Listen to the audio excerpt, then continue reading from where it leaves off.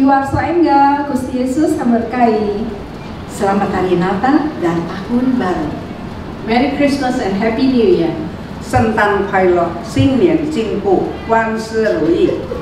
Kami Komisi WPI mengucapkan selamat Natal dan Tahun Baru. Tuhan Yesus memberkati.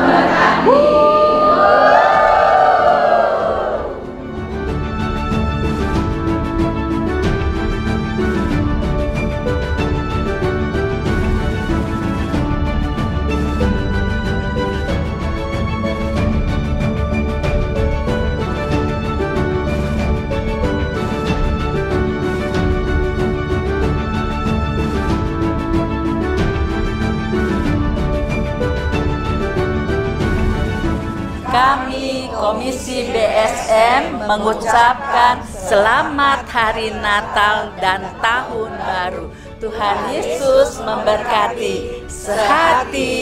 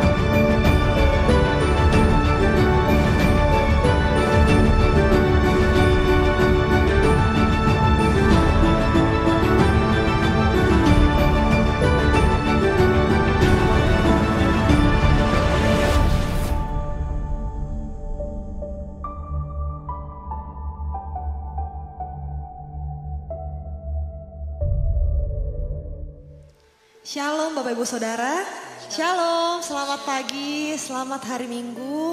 Kita hari ini mau sama-sama beribadah di rumah Tuhan. Mari kita mau tundukkan kepala kita sejenak. Terima kasih Tuhan, terima kasih ya Bapak kalau hari ini kami boleh bangun dalam keadaan yang baik tanpa kekurangan suatu apapun Tuhan. Dan saat ini Tuhan kami semua berada di dalam rumah-Mu, kami mau menikmati hadirat-Mu, kami mau menikmati kasih-Mu Tuhan. Kami mau berjumpa dengan Engkau dan kami mau beribadah dengan fokus Tuhan kepada Engkau saja ya Bapak. Terima kasih Tuhan, biarlah hari ini setiap nyanyian, pujian yang keluar dari lidah bibir kami Tuhan, semuanya menyenangkan hati-Mu, semuanya memuliakan nama-Mu Tuhan, di dalam nama Tuhan Yesus. Terima kasih ya Bapa. Terima kasih Tuhan, terima kasih. Haleluya. Mari Bapak Ibu Saudara, kita mau sama-sama menaikkan pujian kita sejenak di hadapan Allah. Kita mau puji namanya. Haleluya, haleluya. Terima kasih. Terima kasih Tuhan untuk setia.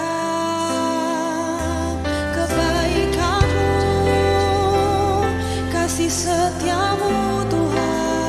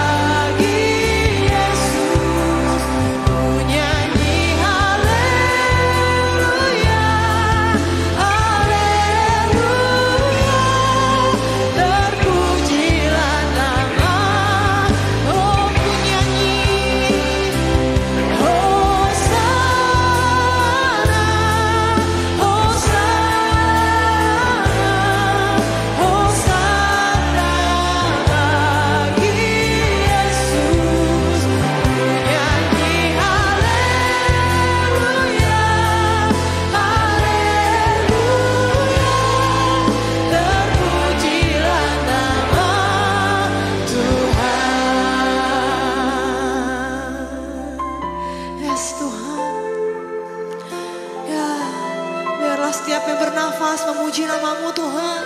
Dengan segenap hati kami menyembah-Mu Tuhan.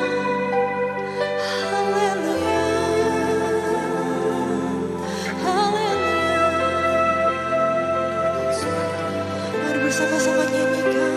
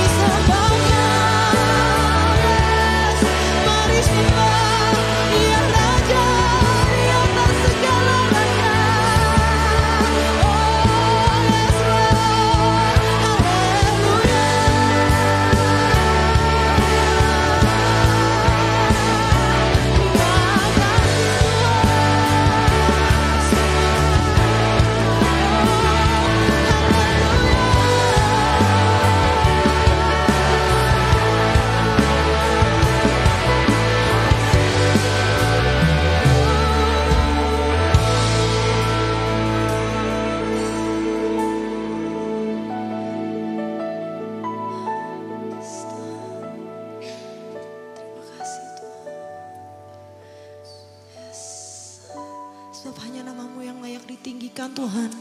Hanya Engkau Raja di atas segalanya. Raja yang layak terima segala kemuliaan, hormat dan kuasa ya Bapa. Terima kasih Tuhan, terima kasih Yesus. Ini setiap hati kami ya Bapa, biarlah setiap jemaat-Mu yang datang hari ini sungguh-sungguh mencari wajah-Mu, mencari mendengarkan suara-Mu ya Bapa.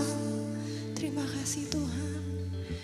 Ku nyanyi Hosana, Hosana.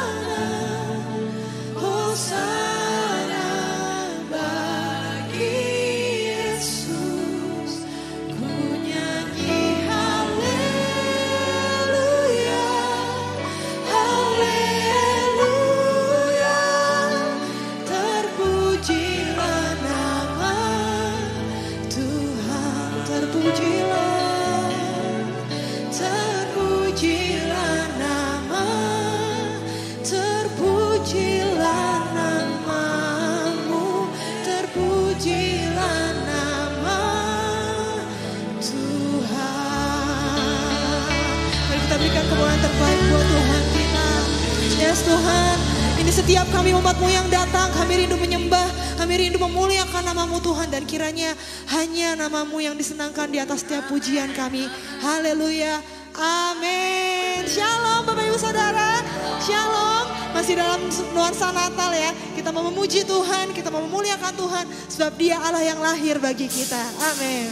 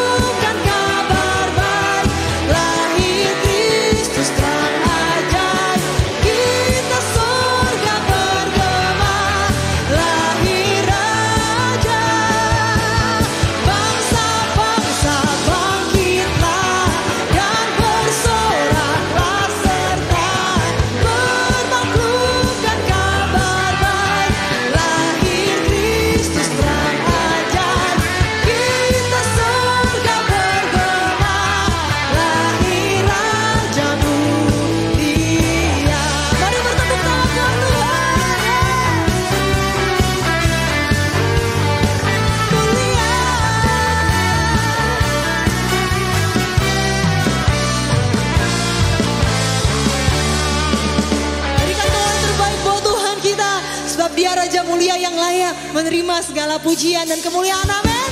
Boleh kasih tepuk tangan terbaik buat Tuhan kita, yes.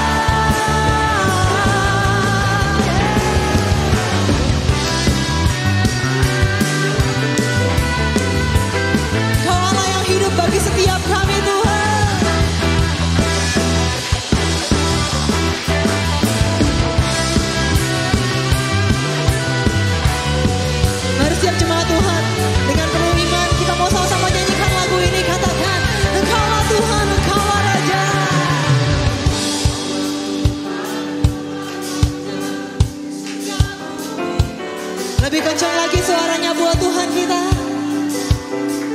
Bagi Raja mulia, kemuliaan bagi Allah yang berkuasa selamanya.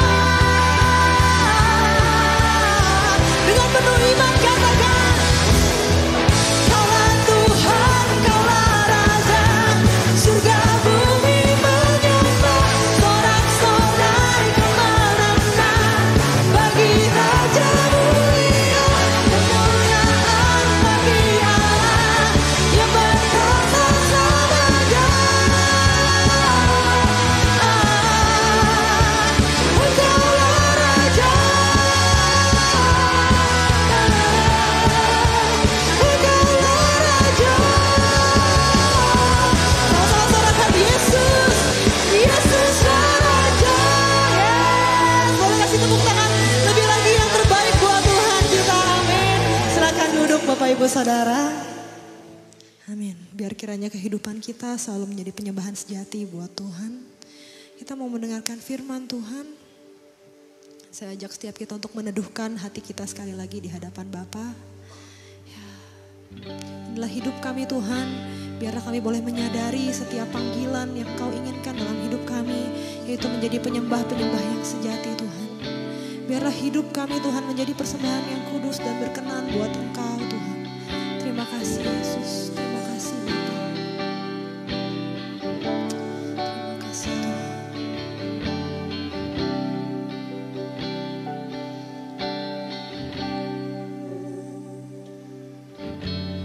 Pujian dan syukurku ku bawa padamu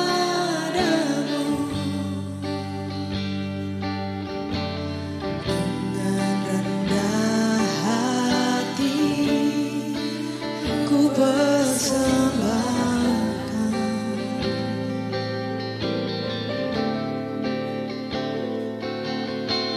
Sadar bila ku ada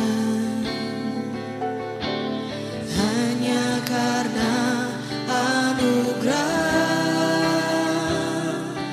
bukan karena kekuatanku. Mari nyatakan di hadapan Allah. Ku tahu hidupku adalah penyembahan. Kau ciptakanku dalam kemuliaan-Mu.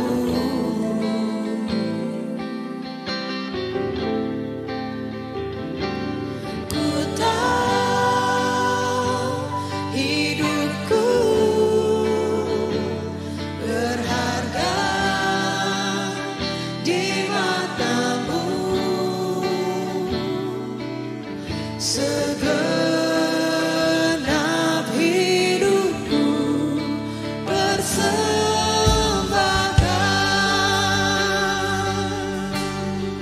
Mari katakan dari Allah. Pujian dan syukurku ku bawa padamu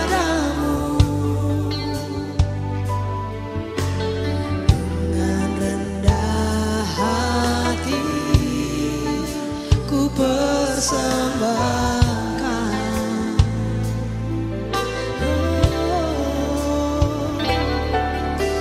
Sadar bila ku ada, semua karena anugerah-Mu Tuhan. Hanya karena anugerah, bukan karena kekuatanku. Yes, God. Ku tahu hidupku adalah penyembahan.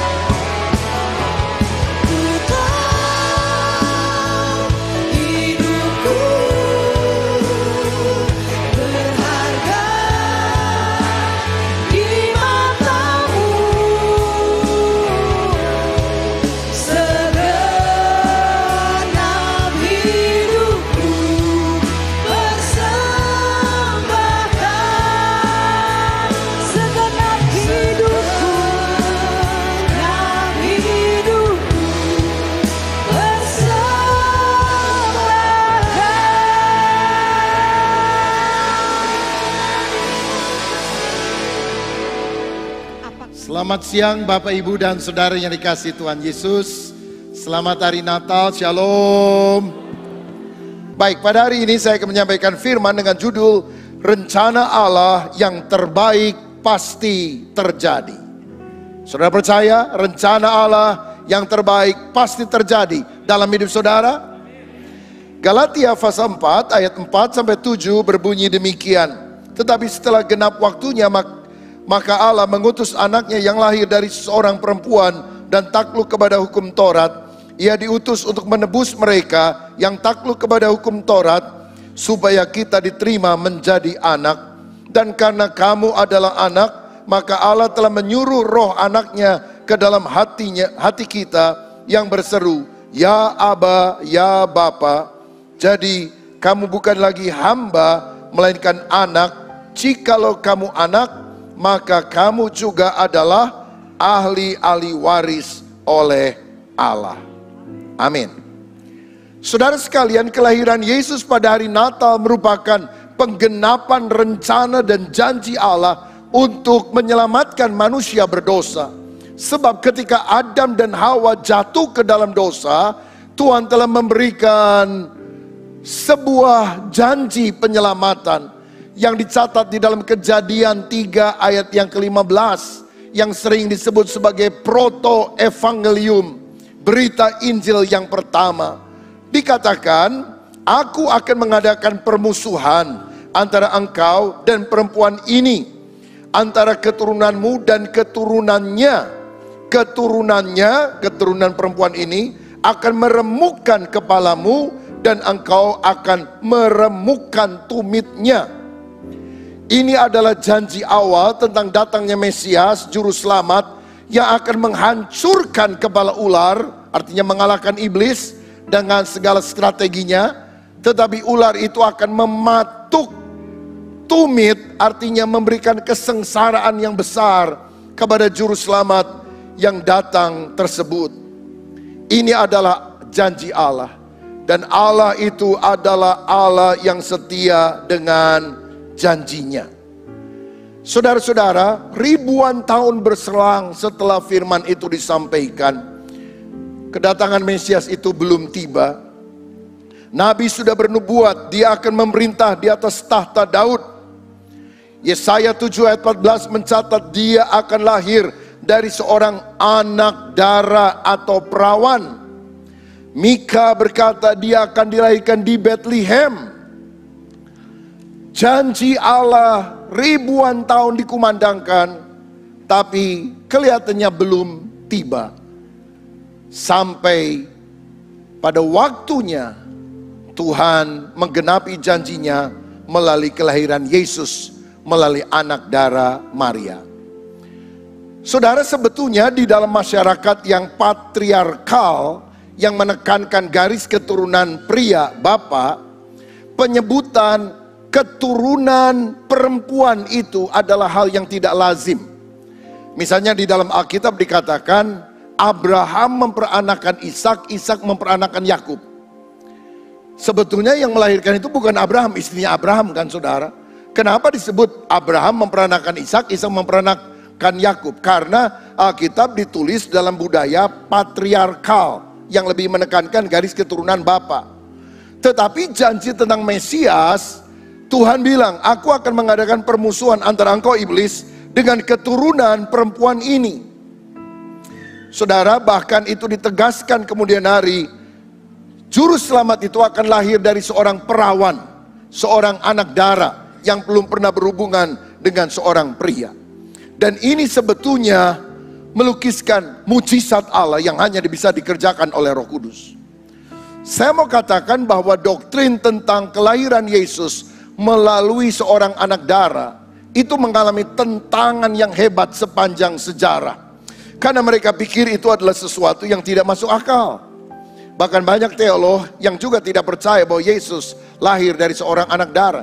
Tapi saya lebih percaya Alkitab daripada teolog yang gelarnya mungkin berderet profesor, doktor, karburator, kotor, bocor. Sebab datangnya seorang di dunia ini itu bisa dilakukan melalui 4 cara kelahiran. Yang pertama, melibatkan unsur laki-laki dan perempuan. Sel telur sama sperma ketemu, suami dan istri, maka lahirlah kita. Jadi kita ada di bumi lahir karena campur tangan laki-laki dan perempuan, bapak dan ibu kita. Tapi ada cara kelahiran kedua atau cara hadirnya manusia di dunia yang tanpa laki-laki dan tanpa perempuan. Siapa itu? Adam. Adam itu benar-benar manusia atau bukan? Manusia. Pernah dilahirkan atau tidak? Tidak. Tuhan menciptakan dari debu tanah dan mengembuskan nafas Allah. Jadi dia lahir tanpa ada unsur laki dan perempuan. Yang ketiga, ada orang yang datang ke dunia tanpa campur tangan perempuan, hanya ada unsur laki-laki saja. Siapa? Hawa. Kenapa? Karena Hawa tidak pernah dilahirkan dari seorang ibu, tetapi dia diambil dari tulang rusuk seorang pria yang bernama Adam. Jadi ada kehadiran manusia melibatkan laki dan perempuan, ada yang melibatkan perempuan saja, ada yang melibatkan tidak ada laki-laki dan tidak ada perempuan, ada yang melibatkan laki-laki saja, tapi ada satu lagi yang belum nih, yaitu yang hanya melibatkan perempuan saja ditambah dengan karya Allah, dan itu adalah Yesus. Jadi kalau Adam bisa ada di dunia tanpa campur tangan laki dan perempuan, atau Hawa bisa ada di dunia tanpa campur tangan wanita, hanya laki-laki, apa kesulitannya bagi Allah ketika Yesus lahir sebagai manusia dan hanya unsur perempuan disertai oleh Allah? Saudara-saudara, Roh Kudus itulah yang menaruh benih ilahi di dalam janin Maria. Jadi Yesus mendapatkan kemanusiaannya dari Maria, tapi kemanusiaan yang tanpa dosa karena dia dikandung oleh Roh Kudus. Kerohaniannya itu seperti Adam dan Hawa yang tidak punya dosa asal. Dan Yesus datang ke dunia tanpa dosa asal. Karena itulah dia disebut sebagai Adam kedua. Karena Adam pertama ketika digoda jatuh ke dalam dosa, tapi Adam kedua ketika digoda jatuh dalam dosa, dia tetap hidup suci dan tidak pernah berdosa. Itu sebabnya dia pantas menjadi juru selamat dunia. Misteri ini memang luar biasa, tapi dengan pengetahuan modern mestinya kita lebih gampang menangkapnya karena ada perbandingan walaupun tidak sama benar. Misalnya, kalau ada suami istri yang sulit melahirkan anak, maka sekarang ada proses bayi tabung. Sperma dicampur dengan sel telur melalui proses medis, dan tentu tidak dikembangbiakan dalam tabung. Itu hanya istilah, pertemuan sel telur dan sperma atau pembuahan itu. Lalu kemudian dimasukkan di dalam rahim seorang wanita. Seyogianya itu adalah ibu daripada bayi ini. Tapi melalui kecanggihan teknologi sekarang, yang mengandung itu tidak mesti ibu kandung. Bisa ada ibu yang lain. Ada penyewaan rahim. Saya tidak bicara soal secara etika boleh atau tidak, saya tidak bahas itu. Tapi secara ilmu pengetahuan itu bisa dimungkinkan. Apa peranan wanita pengganti ini? Sel telur sperma? Tidak. Dia hanya dimasukkan di dalam rahimnya, dan kemudian ketika dia makan dan sebagainya, maka sari-sari makanan itu juga mengalir kepada si janin tersebut. Nah, Yesus tentu saja tidak seperti bayi tabung, tetapi sedikit dengan logika berpikir ini, apa sulitnya Roh Allah memasukkan bayi kudus ini di dalam janin Maria, sehingga keturunan Maria ini melahir sebagai juru selamat yang menghancurkan pekerjaan iblis dengan cara mati di atas kayu salib. Saudara, kehadiran Mesias dari perempuan ini sudah dinubuatkan ribuan tahun tanpa penggenapan. Mungkin dalam masa penantian banyak orang menjadi ragu apa benar hal itu terjadi. Sampai seorang malaikat Tuhan datang memberitahu Maria bahwa engkau akan melahirkan seorang anak laki-laki dan hendaklah engkau menamakan dia Yesus. Hari pemberitahuan malaikat bahwa Maria akan punya anak disebut sebagai hari pewartaan kabar baik. Hari annunciation, pengumuman kabar sukacita bahwa juru selamat akan lahir. Dan itu ternyata jatuh pada tanggal 14 Nisan yang setara dalam kalender Masehi dengan 25 Maret yang juga diperingati sebagai hari Paskah dan hari keluarnya orang Israel dari Mesir. Saudara ingat waktu orang Israel keluar dari Mesir, itu kan mereka memecahkan roti tidak beragi pada hari Paskah. Dan itu juga jatuh tepat pada waktu malaikat memberitahu Maria bahwa dia akan punya anak Yesus. 25 Maret tambah 9 bulan, 25 Desember. Kenapa kita merayakan Natal tanggal 25 Desember? Ada orang bilang, oh ini dari abad 3 atau 4, abad 4 Masehi yang bilang bahwa kelahiran Dewa Matahari sekarang dimasehikan, diambil adopsi oleh Kristen menjadi hari kelahiran Yesus, Sang Matahari Kebenaran. Tapi ada tradisi yang jauh lebih tua, lebih awal. Irenaeus, seorang bapak gereja, sudah mencatat bahwa perayaan hari kelahiran Yesus itu 25 Desember. Ngitungnya dari mana? 25 Maret, 14 Nisan adalah hari pemberitahuan malaikat kepada Maria, kamu akan melahirkan Yesus. 25 Maret tambah 9 bulan adalah 25 Desember. Banyak orang berkata, bagaimana mungkin kalau Yesus lahir 25 Desember, ada gembala menggembalakan domba, karena itu musim dingin, dan musim itu bisa saja di daerah tertentu turun salju. Mana ada gembala yang menggembalakan domba pada waktu kondisi dingin. Dalam penelitian yang lebih jauh, ternyata domba-domba yang digembalakan ini adalah domba spesial. Saudara tahu bahwa orang pada zaman dulu kalau berdosa, maka dia harus menghadap Tuhan melalui imam dan dilakukan penyembelihan domba untuk mengampuni dosanya. Dan penyembelihan domba di bait suci tidak hanya dilakukan pada bulan tertentu, every day, termasuk musim dingin. Sehingga gembala-gembala yang menggembalakan domba ini kemungkinan besar adalah orang-orang yang punya tugas seperti imam, atau setidaknya dia adalah rekanan dari imam yang menjaga anak domba jantan yang tanpa cacat celah di segala musim panas, dingin, rontok, atau musim semi. Karena setiap hari harus ada domba yang dikorbankan di bait Allah. Dan jika hal ini benar, maka betapa lengkapnya gambaran Yesus sebagai anak domba Allah yang mengaku dosa seisi dunia. Saudara-saudara, jadi inilah janji Tuhan yang sudah dikumandangkan lama dan baru digenapi 2000 tahun yang lampau ketika Yesus lahir di dunia. Saya mau bilang, kalau Tuhan berjanji kepada saudara dan lama dia tidak menepatinya, bukan berarti dia lupa. Karena Allah itu punya sifat yang pertama, setia dengan janjinya. Apapun yang dia janjikan, pasti dia akan genapi. Kalau manusia janji suka lupa, kau yang mulai, kau yang mengakhiri, kau yang berjanji, kau yang mengingkari. Tapi Allah tidak pernah ingkar janji. Semua yang difirmankannya pasti akan digenapi. Haleluya.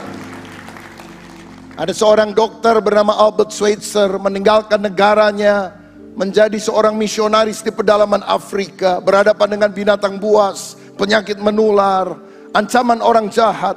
Tapi puluhan tahun dia membaktikan diri di sana. Dan waktu ditanya oleh seorang, Albert, apa yang membuat engkau bertahan tinggal puluhan tahun di Afrika? Dia bilang, karena Tuhan pernah berjanji kepada saya. Oh ya?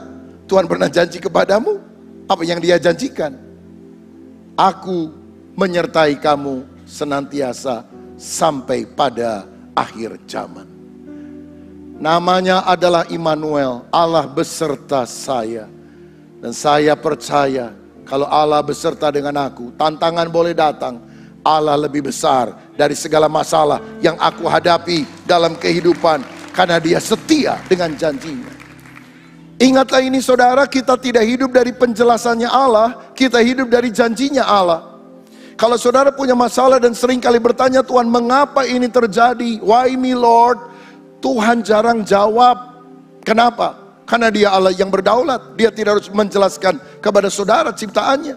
Dia bisa melakukan apa saja semau dia. Tetapi walaupun kita belum mengerti, percayalah, kita tidak hidup dari penjelasannya Tuhan. Kita hidup dari janjinya Tuhan. Tuhan berjanji mengasihi kita, orang-orang yang berharap kepada Dia, dan akan memberikan kemenangan bagi kita.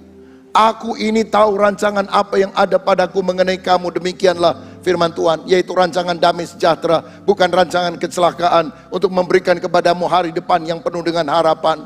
Tahun 2023 boleh dikatakan tahun suram, tahun gelap, tapi bersama dengan Yesus selalu ada terang kemuliaan Tuhan, terang kebenaran yang akan Dia nyatakan. Bukankah kita berkata, bangkitlah menjadi teranglah, kemuliaan Allah akan terbit atasmu. Saya percaya di Indonesia masih banyak orang berdoa.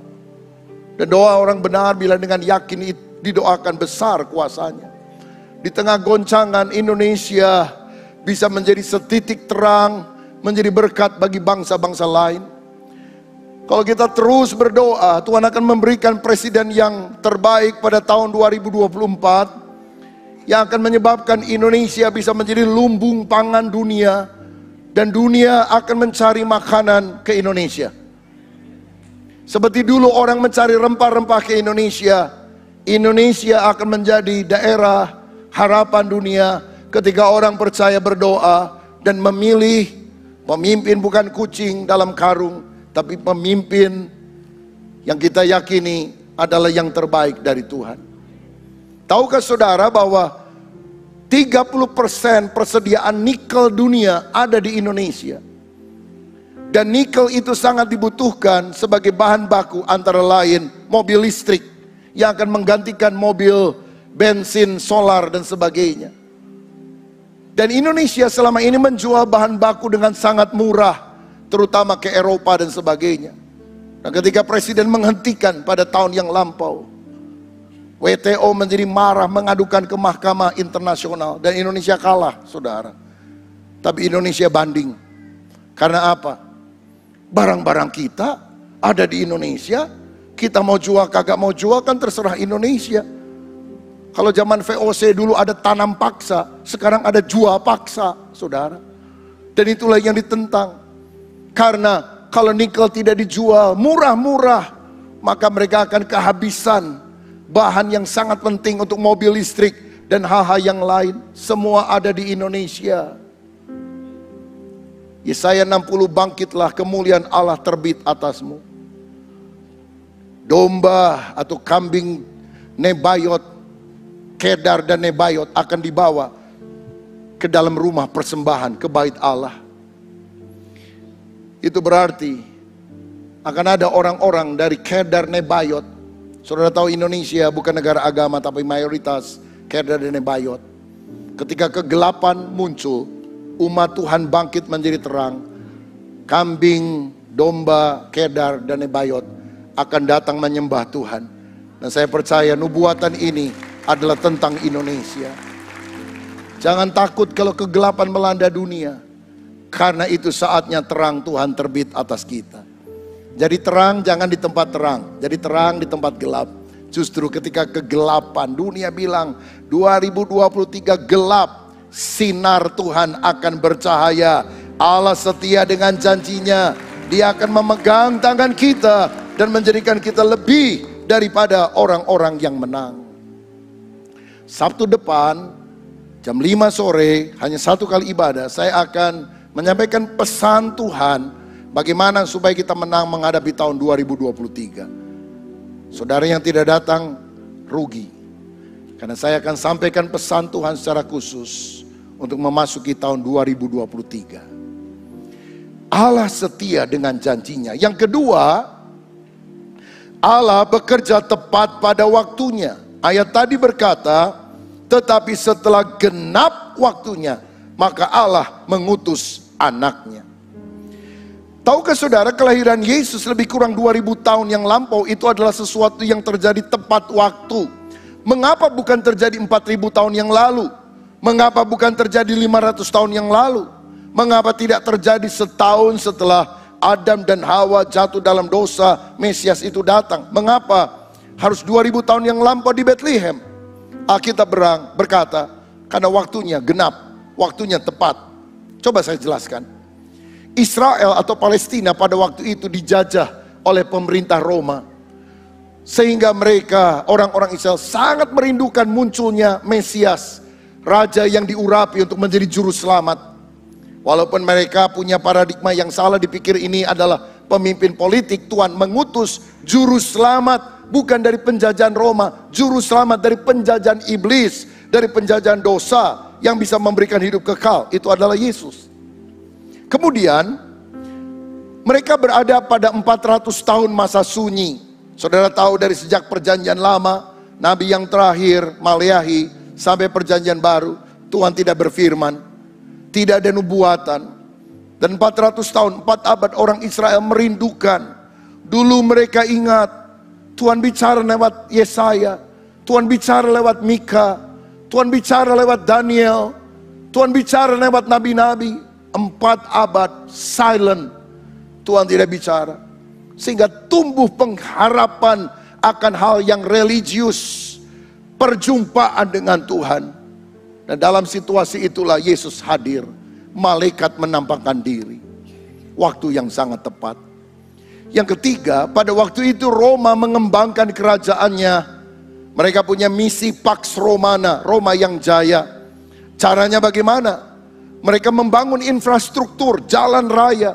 Karena daerah jajahan Roma itu sangat luas.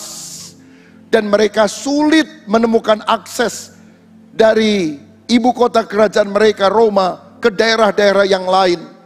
Lama kalau mereka jalan, gak ada jalan raya. Dan mereka kemudian membangun jalan raya. Saudara ingat Yohanes di Pulau Patmos pernah disuruh membuat batu-batu karang yang besar itu menjadi serpihan kecil, dimasukkan di dalam perahu-perahu, dibawa oleh perahu ke berbagai tempat untuk membangun jalan raya bagi Roma. Kalau dulu Dendels pernah di Indonesia melakukan kerja paksa membangun jalan raya dari Anyer sampai Panarukan, ribuan tahun yang lampau, Kaisar Roma sudah melakukan hal itu. Dan ketika jalan raya sudah mulai siap, Yesus datang. Untuk apa? Ketika Yesus datang, berita tentang Injil kelahiran Yesus dengan cepat bisa disebarkan ke Roma, bisa cepat disebarkan ke seluruh dunia. Jadi walaupun tampaknya ramah, semuanya itu berada pada settingan Tuhan. Allah bekerja tepat pada waktunya untuk menggenapi janjinya. Jadi kalau Allah bekerja tepat pada waktunya, bagian kita adalah sabar, percaya, menantikan waktu Tuhan. Karena waktu Tuhan adalah waktu yang terbaik. Saudara tahu, jam kita seringkali terlalu cepat. Jam Tuhan selalu tepat. Ada 2 kecepatan Tuhan menolong kita. Yang pertama, lambat. Yang kedua, lebih lambat. Tapi Tuhan tidak pernah terlambat. Siapa yang percaya? Berikan kemuliaan untuk Tuhan kita. Dia selalu bekerja on time. Kesalahan kita adalah tergesa-gesa. Mungkin karena filsafat kita sekarang bukan lagi alon-alon waton kelakon, biar lambat asa selamat, tapi cepat tepat dapat sikat embat. Sebab kalau tidak keduluan orang lain. Dan gara-gara terburu-buru kita seringkali salah, saudara. Misalnya, anak bungsu mengambil harta warisan sebelum waktunya. Terburu-buru, akhirnya uangnya bukan jadi berkat tapi jadi kutuk. Abraham mendapatkan janji keturunannya akan banyak seperti bintang di langit pasir di tepi laut. Tapi sudah hampir 100 tahun, istrinya 90 tahun, nggak juga punya anak. Mungkin satu kali Sarah datang sama Abraham. Abraham, apa Tuhan lupa janjinya terhadap kita? Nggak mungkin dong, Tuhan pasti setia. Tapi aku sudah mati haid, aku sudah tidak menstruasi lagi, gimana bisa punya anak? Umur aku juga udah 90 tahun. Udah emak-emak, gimana bisa melahirkan? mungkin kita perlu menggunakan akal budi untuk membantu Tuhan. Loh, kok Tuhan harus dibantu? Gimana? Begini, yang lebih mungkin melahirkan itu bujang saya Hagar, usianya masih muda. Jadi bagaimana kalau malam ini kau kuizinkan masuk ke kemahnya Hagar? Acara selanjutnya terserah Anda. Kalau dia hamil punya anak, kita adopsi menjadi anak kita. Dengan demikian Tuhan menggenapi janjinya, Abraham punya anak yang banyak. Abraham termenung dan kemudian dia tampaknya berkata, istriku, dari sejak kita menikah puluhan tahun, kamu itu belum pernah punya ide yang bagus. Kecuali hari ini. Hari ini ide kamu bagus sekali. Maka Abraham mengambil Hagar sebagai gundiknya, melahirkan anak namanya Ismail. Tapi Tuhan bilang bukan Ismail, Ishak adalah anak perjanjian. Dan gara-gara Abraham kurang sabar, sampai hari ini berantem terus keturunan Abraham, keturunan Ishak dan keturunan Ismail. Kalau Abraham lebih sabar, nggak usah berantem, saudara-saudara. Karena bapaknya juga sama. Ini gara-gara tergesa-gesa. Kalau saudara pergi ke Israel, lihat ke masjid yang namanya Dome of the Rock. Dulu boleh masuk, sekarang udah sulit masuk, saudara sekalian. Karena di bagian itu, di bawah kubah emas itu ada batu besar. Dan itu adalah tempat yang diyakini bahwa Abraham mempersembahkan anaknya. Nah, jadi kalau dulu orang Kristen masih boleh masuk sana, guide-nya akan bilang, disinilah Abraham mempersembahkan anaknya Ishak. Tapi guide yang sama, kalau menuntun orang-orang Islam, dia akan berkata, disinilah Nabi Ibrahim alaihi salam mempersembahkan anaknya Ismail. Ini pinter guide-nya, saudara sekalian. Karena apa? Pelayanan kontekstualisasi. Dia harus lihat siapa yang dia layani. Jadi kalau Kristen, Ishak.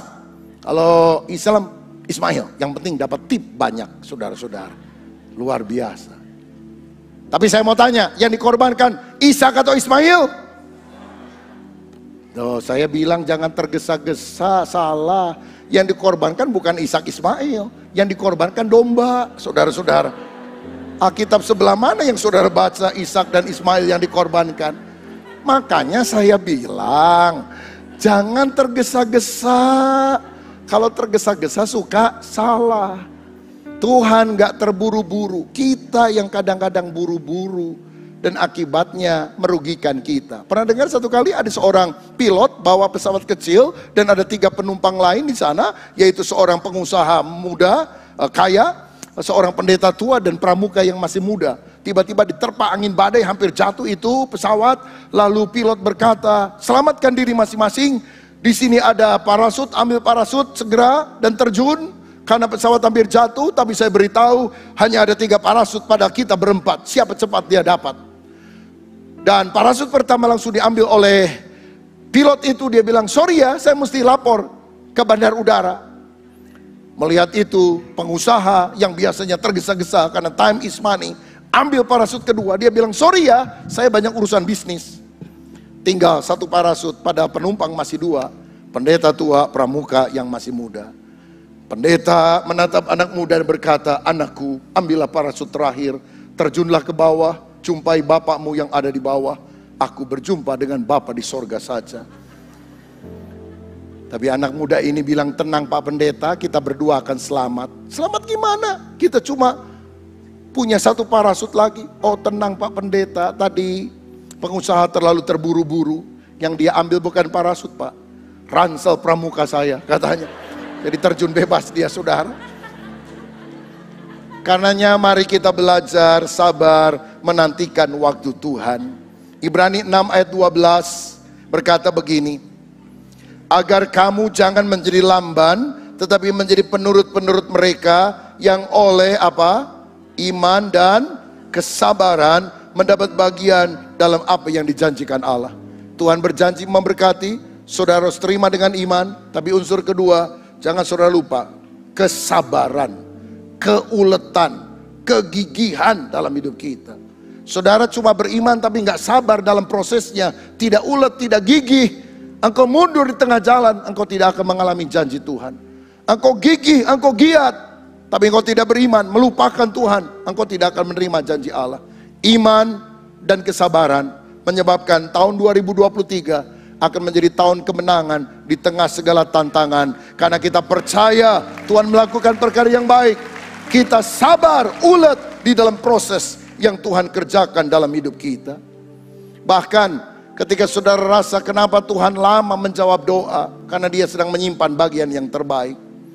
Dalam Yohanes 11 dikisahkan Lazarus sakit. Yesus segera diberitahu, tapi ayat 6 berkata, demi didengar Yesus bahwa Lazarus sakit, Ia sengaja tinggal 2 hari lagi di tempat di mana dia berada. Kenapa sengaja? Sampai ketika dia datang, Maria Marta nangis. Percuma Tuhan datang, Lazarusnya sudah mati, sudah dikubur. Kalau engkau datang lebih cepat, tentu engkau bisa menyembuhkannya. Yesus berkata, percayalah, orang yang mati akan dibangkitkan kalau engkau percaya kepada anak Allah. Kalau Yesus segera datang, orang sakit jadi sembuh. Gara-gara Yesus tampaknya menunda tidak segera datang, mujizatnya lebih hebat. Orang mati jadi bangkit. Mengapa sampai hari ini Tuhan tampaknya belum memberkati dan menjawab doa saudara? Karena Dia sedang menyimpan bagian yang paling baik untuk diberikan kepada saudara tepat pada waktunya. Sehingga pada waktu engkau menerima, itu tidak membuat engkau jauh dari Tuhan, tapi engkau akan bersyukur melayani Tuhan, menjadi berkat bagi orang lain. Rencana Allah yang terbaik masih Dia simpan untuk saudara, dan Dia akan berikan tepat pada waktunya ketika kita percaya dan sabar menantikan waktu Tuhan. Terakhir yang ketiga, kita juga harus percaya bahwa Allah itu berkuasa mengubah hidup manusia. Ayat 5, Ia diutus untuk menebus mereka yang takluk kepada hukum Taurat, supaya kita diterima menjadi anak. Menebus artinya membeli dengan membayar tunai. Dan tahukah saudara bahwa Tuhan menebus kita dari dosa bukan dengan emas dan perak, tapi dengan darah yang Dia korbankan di atas salib Golgota. Tuhan menebus manusia dan menjadikan kita anak Allah. Kalau saudara lihat drama Natal, biasanya kandang di mana Yesus dilahirkan itu digambarkan seperti gubuk dari kayu-kayu yang ada, dan kemudian ada palungan dari kayu juga, lalu ada jerami-jerami. Kenapa kita berpikir begitu? Karena pola pikir kita, pola pikir orang Indonesia, orang Jawa, atau mungkin juga orang Eropa berpikir tentang hal itu. Tapi kalau saudara pernah pergi ke Israel, saudara akan lihat tempat di mana Yesus pernah dilahirkan, di Church of Nativity, gereja kelahiran. Di sebelah kanan itu ada seperti bintang Daud, dan itu diyakini Tuhan Yesus dilahirkan di sana. Dan setelah dilahirkan, Dia dibaringkan di sebelah kirinya adalah palungan. Saya sudah beberapa kali masuk ke sana, dan palungan itu bukan dari kayu, dari batu, saudara. Tempat makanan hewan dari batu. Zaman dulu kandang itu berupa gua. Bukan kandang dari gedek begitu, dari kayu, tapi di dalam gua. Dan Yesus dilahirkan dalam sebuah gua yang kemudian di atasnya dibangun sebuah gereja sampai sekarang. Mudah-mudahan satu kali kita bisa berangkat ziarah ke Israel supaya saudara bisa lebih menangkap apa yang saya jelaskan. Nah, gua tersebut adalah gua yang pendek untuk masuk, paling 1,5 meter. Jadi kita harus bungkuk untuk masuk. Nggak bisa kita tanya, di mana Yesus pernah dilahirkan? Jalan petatang petenteng, kejeduk saudara, bengkak kepalanya, harus rendah hati. Di sini tempat Yesus dilahirkan, di sini palungan terbuat dari batu. Dan kalau saudara pergi ke kubur Yesus, engkau akan tahu kubur itu di dalam gua, dan ada batu putih tempat mayat itu diletakkan. Apa yang saya mau katakan? Yesus lahir dan dibaringkan di palungan dari batu. Dia mati pada batu. Jarang, hampir tidak ada orang lahir di palungan batu, hanya Yesus. Karena yang lain di rumahnya, kalau zaman sekarang di rumah sakit, di kasur. Ini adalah nubuatan. Yesus lahir di batu, akan mati di batu. Karena dia lahir untuk mati, menyelamatkan manusia. Kalau kita lihat mendetil apa yang Tuhan kerjakan, excellent. Tuhan itu sangat cerdas. Dia mengatur semuanya dengan baik. Ya, jadi satu waktu saudara bisa datang melihat doa di kandang Yesus. Itu perasaan, satu pengalaman yang menggetarkan perasaan, menggetarkan hati. Ada seorang peserta satu kali, dia doa di bintang Daud itu tempat Yesus dilahirkan. Oh Tuhan Yesus, terima kasih aku bisa datang ke tempat kelahiranmu. Oh rupanya inilah palungan tempat engkau dibaringkan. Guide-nya yang mendampingi bilang, salah bu, palungannya sebelah kiri bukan sebelah kanan. Oh salah ya. Oh Tuhan ternyata di sini palungannya. Orang Indonesia suka lucu-lucu kalau di sana saudara sekalian. Tapi kita bisa belajar banyak hal. Allah mengutus Yesus untuk menebus manusia dan menjadikannya sebagai anak Allah.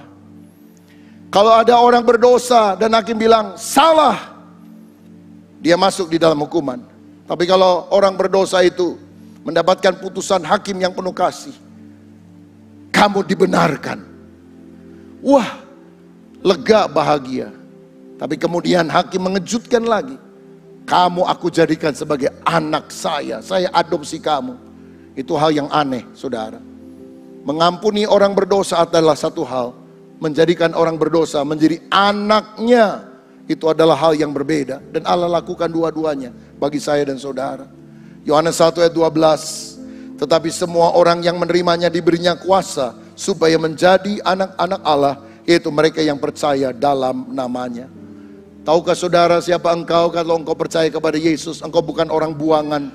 Engkau bukan BS barang sortiran. Engkau adalah BP bangsa pilihan. Engkau adalah anak raja di atas segala raja. Anak itu dikasihi oleh Bapa, anak dilindungi oleh Bapa. Kalau engkau berseru-seru, Bapakmu yang di sorga tidak menjawab, mungkin karena engkau masih anak tetangga.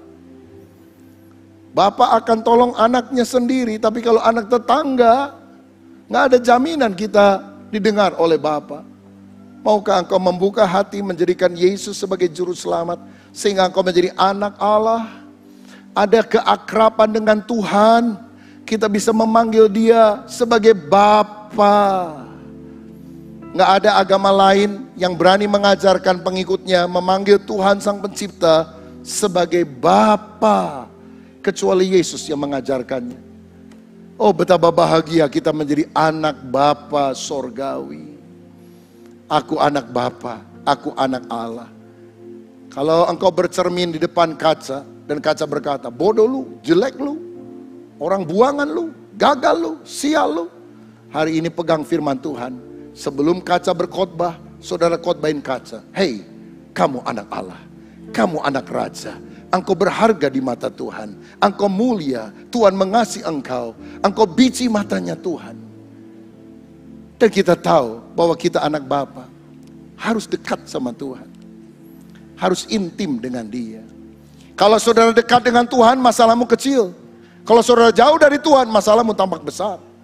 Seperti seorang anak melihat ada pesawat terbang di langit dan dia tanya, Papa itu apa? Pesawat terbang. Kok kecil amat? Enggak kok, gede. Enggak Pak, saya lihat pesawatnya kecil. Sebulan kemudian bapaknya mengajak anaknya pergi keluar kota untuk pertama kali naik pesawat terbang. Dan anaknya ketika melihat dari dekat kaget dia. Oh pesawat kok besar banget sampai kita semua bisa masuk ke dalam badan pesawat. Loh katanya kecil. Ya habis bulan lalu saya lihat pesawatnya dari jauh. Sekarang saya melihat pesawatnya dari dekat, jadinya besar. Kalau engkau hidup jauh dari Tuhan, engkau lihat masalahmu yang besar, Tuhanmu kecil. Tapi kalau engkau dekat dengan Tuhan, masalahmu kecil. Karena kita punya Tuhan yang besar, yang bisa mengatasi segala tantangan di dalam kehidupan kita. Dan kita menjadi ahli waris yang mendapatkan segala hal yang berharga yang Bapa siapkan bagi kita sekalian. Tuhan punya sorga, jalan dari emas, pintu gerbang dari mutiara, tembok dari batu permata. Tuhan sediakan bagi kita yang akan mewarisi kerajaan sorga. Tapi yang paling penting tentang sorga bukan cuma jalannya dari emas. Ada Bapa Sorgawi.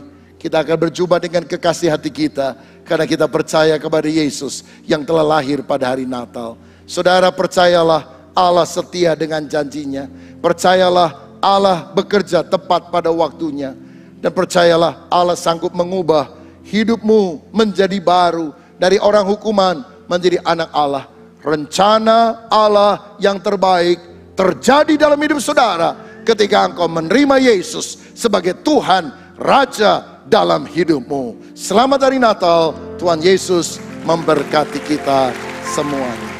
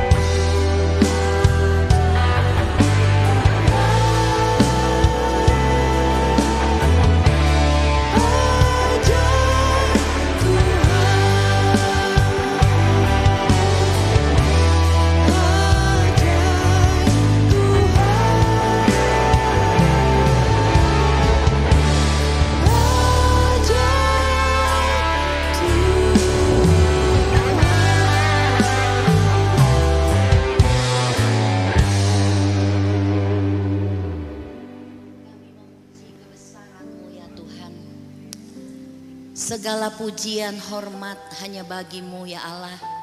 Terima kasih Tuhan buat kehadiran-Mu. Kami boleh menikmati berkat-berkat-Mu Tuhan.